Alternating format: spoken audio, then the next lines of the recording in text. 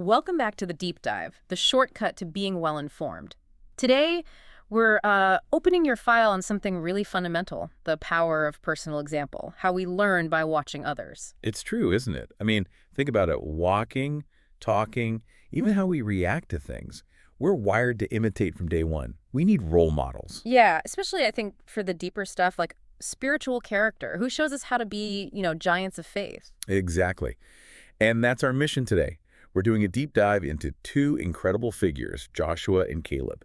We want to unpack what made them such standout leaders during a really crucial time. Right, not just what they did, but digging into the why behind it. What was their inner conviction? Precisely. Because the ultimate point, echoed later, is that we're actually called to imitate their faith. So we need to understand what that faith looked like, especially under intense pressure. Okay, so let's set the scene. The first big test, the crisis of the spies. This is back in Numbers 13. Moses sends 12 leaders to check out Canaan. And they come back, and everyone agrees on the basic facts. Fact one, the land is amazing, seriously fertile, flowing with milk and honey, just as promised. But fact two, the obstacles are huge. Fortified cities, powerful people, and these guys called the Anakim, basically, giants. Terrifying stuff. Yeah, the facts themselves weren't the issue. Nobody disputed the facts.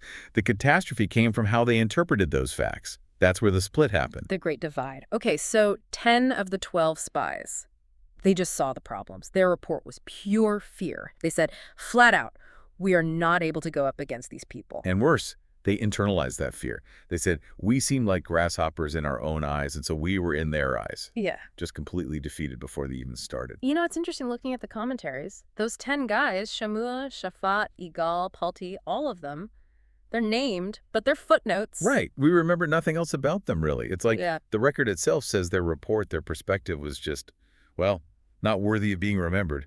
It led to disaster. A chilling thought about legacy, isn't it? What story do your actions tell? But then you have Caleb and Joshua. Same facts, totally different viewpoint. Caleb, especially, steps up. He cuts through the panic. What does he say? He insists we should go up at once and take possession, for we are well able to overcome it. Complete confidence based not on denying the giants, but on trusting God. And this wasn't just a polite disagreement, was it? The reaction was violent. Oh, absolutely not.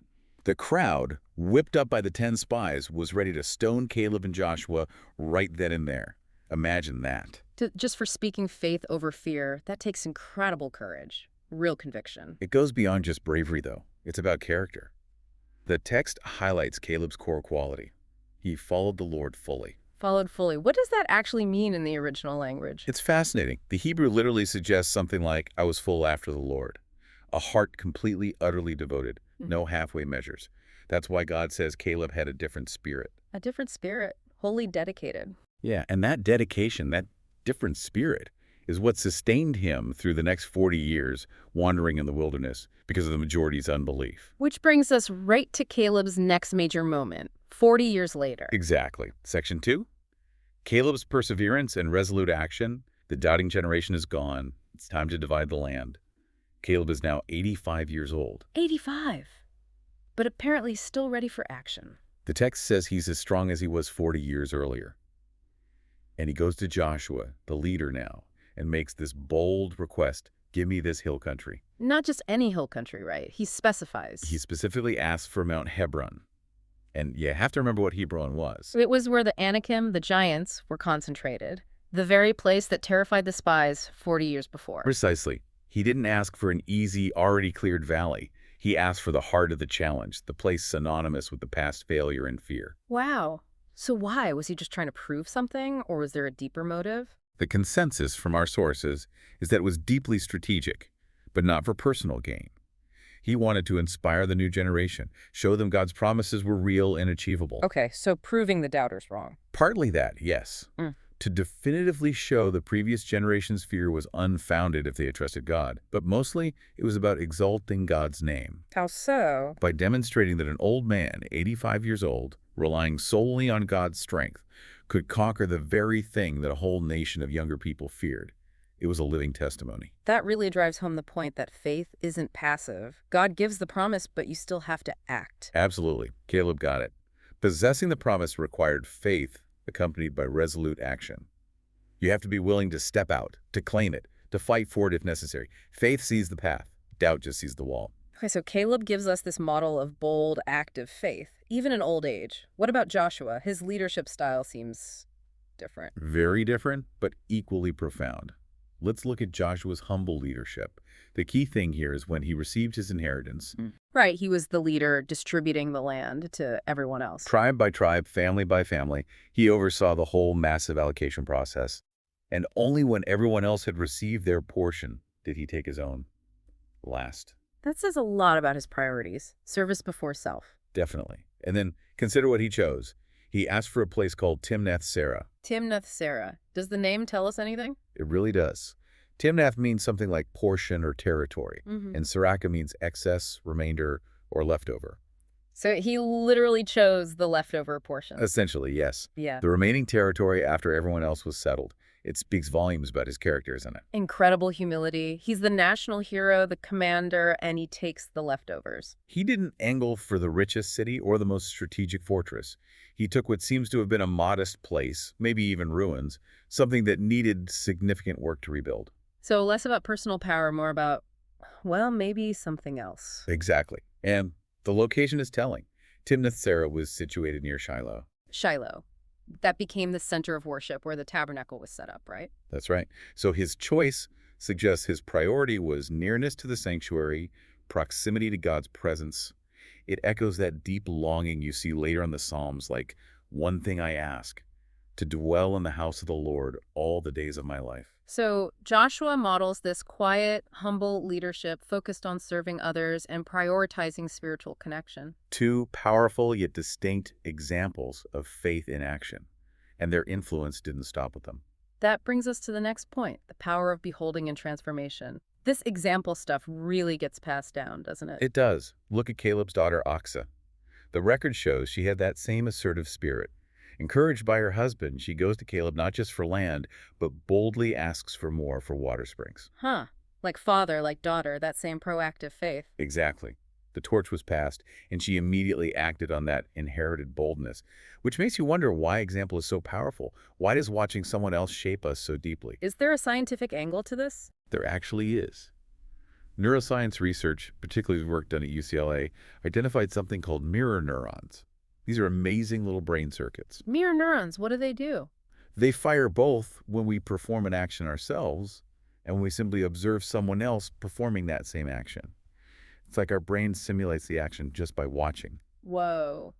So watching someone act with faith or courage or humility, it actually primes our own brains to do the same. That seems to be the implication. It blurs the line between seeing and doing on a neurological level. It gives real backing to that old idea. Okay. By beholding, we become changed. That's fascinating, but it's not automatic, right? We're constantly pulled in different directions. Absolutely. The New Testament, especially in Romans 12, talks about this tension. There are two opposing forces at work. Okay, what are they? On one hand, the world around us, society, culture, it tries to squeeze us into its mold. The text calls this confirmation. It's pressure from the outside in. Like being forced into a shape? Right. But countering that is the work of the Holy Spirit, which facilitates internal transformation. That's an inside-out change. Think of a caterpillar becoming a butterfly, a total renewal of nature. So confirmation is external pressure. Transformation is internal change, often inspired by what we behold, what we focus on. Precisely. It requires a conscious choice about who or what we're imitating, whose example we're following. Do we have a modern story that kind of shows this resilience and transformation? Yeah, there's a great little story about a young student, Kim Sun. He was only 19, trying to share his faith with his friends, going door to door. Okay. They knock on one door, and the guy who answers is just incredibly rude, slams the door right in their face. Sun was totally discouraged, ready to quit. I can imagine. That's tough. But his friends had a bit more of that Caleb-like persistence. They said, let's go back tomorrow. Wow, okay. Gutsy. What happened? They went back, and the man was completely ashamed of how he'd acted. He invited them in immediately. They ended up talking with him every single day that week. He just kept showing up. Consistently with kindness. And by the end of the week, the man decided he wanted to be baptized. Seriously, from slamming the door to baptism in less than a week. Sun himself was astonished. He thought, how can someone change so fast? He was a completely different person. It just shows how quickly transformation can happen when faith meets persistent, positive action and example. That's a powerful illustration. It really brings it home. It proves that example and consistent action really are the engines of change. Okay, so wrapping this all up, what's the big takeaway for you, the listener, from this deep dive into Joshua and Caleb? I think the clearest lesson is that life isn't ultimately defined by the facts we face. The giants are real, the challenges are daunting. It's defined by the perspective we choose to adopt in facing those facts. Right. Faith sees the way through, finds the path forward. Doubt just gets stuck staring at the obstacle. Exactly. And think back to those 10 spies. Their fear actually led them to distort reality. They claimed the land eats its inhabitants, when the truth was the land was ready to expel the existing inhabitants because of their own wickedness. Fear creates its own negative world. So the final challenge isn't just acknowledging the giants in our lives. No. The real provocative thought, building on Caleb's story, is this. What is the hill country in your own life? What challenge, what area of growth, what relationship, what God-given potential have you marked as unconquerable, simply because you've accepted the majority report, maybe even just your own internal fearful report that says it's impossible? What territory are you avoiding because you believe the giants are too big? That's something to really consider. Definitely. It's about choosing the perspective of faith, like Caleb and Joshua, and taking that resolute action. Powerful stuff. Thank you for joining us for this deep dive. We'll talk to you next time.